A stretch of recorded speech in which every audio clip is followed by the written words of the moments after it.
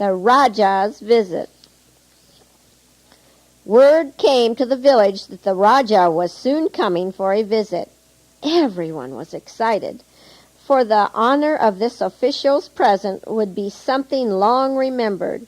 The children at the mission were excited, too, for the mission lady had promised to take some of the smaller children to the village on this momentous day. The older children would be permitted to go with one of the native workers. The day for his arrival came, and Kusumo and Kamari were thrilled. "He's coming today," said Kamari, jumping up and down. "I wonder what he will be like," mused Kusumo, as she hurried through her tasks in order to be ready.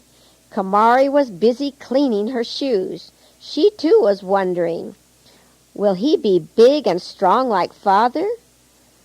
Will he have magic eyes like the mission doctor? I hope we will be there in time to see him. It would be terrible to get there too late," said Kusumo. Many preparations were made during the morning. Finally, the mission lady announced that it was time to go. Soon the girls were standing on the street by one of the village markets, waiting the coming of the Rajah.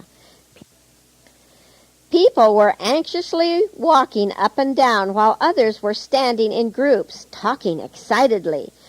The mission lady held Onette and Kumari by the hand. The other children stayed close beside her. The drums began to beat. The village musicians played their crude instruments to announce the coming of the Rajah. People looked up the street to see if he was coming. It was a tense moment. Now the village musicians could be seen coming, playing minor notes on their buffalo horns and the coconut shell fiddles. "Here he comes," shouted the villagers as a shiny new automobile came around the bend. As it drew near, they could see the driver and the Rajah sitting beside him. In the rear seat were a little boy and 2 stately guards. "It is the Rajah's little son," the people whispered. "He was given the beautiful new car for his birthday." The shiny car stopped before a large group of villagers, and the driver stepped out. He said, "The son of the Rajah wishes to honor one of your children by inviting him to ride in his new car with him around the village and back again. He will now choose a child." The musicians ceased playing. The drums stopped beating. All were watching eagerly as the Rajah's son stepped from the car and stood before the people. To be chosen to ride with the Rajah's son would be the highest honor known to the villagers. All were tense and eager as the boy looked first at one and then at another of the children. It was hard for him to choose. They all smiled at him hopefully.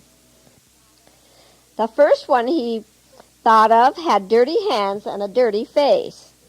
The second one had mud on his feet. The third one was rejected because he had lice.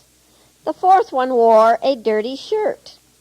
Finally, the Rajah's son stood before the mission lady and pointed at Onette. "I will choose this one to ride with me because he is so clean," he said. And amid shouts of cheer, little Onette was escorted personally to the car and seated beside the Rajah's son, between the 2 stately guards. The drums began to beat again, and the musicians played as the shiny car went down the street, around the village, and back again. All too soon the memorable ride was over, and Onette was brought back to the corner where the mission lady and her group were waiting. They were proud and happy that Onette had been chosen. All the villagers cheered again as the shiny car went on its way. They shaded their eyes watching the car until it disappeared. They had seen the Rajah and his son and the guards. It was a grand occasion. That night, when story time came, the mission lady drew a lesson from the event of the day. Do you know why he chose Onette out of all the children that were standing there? She asked. I think it was because he was so clean, said Lotus. Yes, said the mission lady, and because Onette is a good boy. Some day soon the Son of God in heaven is coming. We do not know just when, but he will come.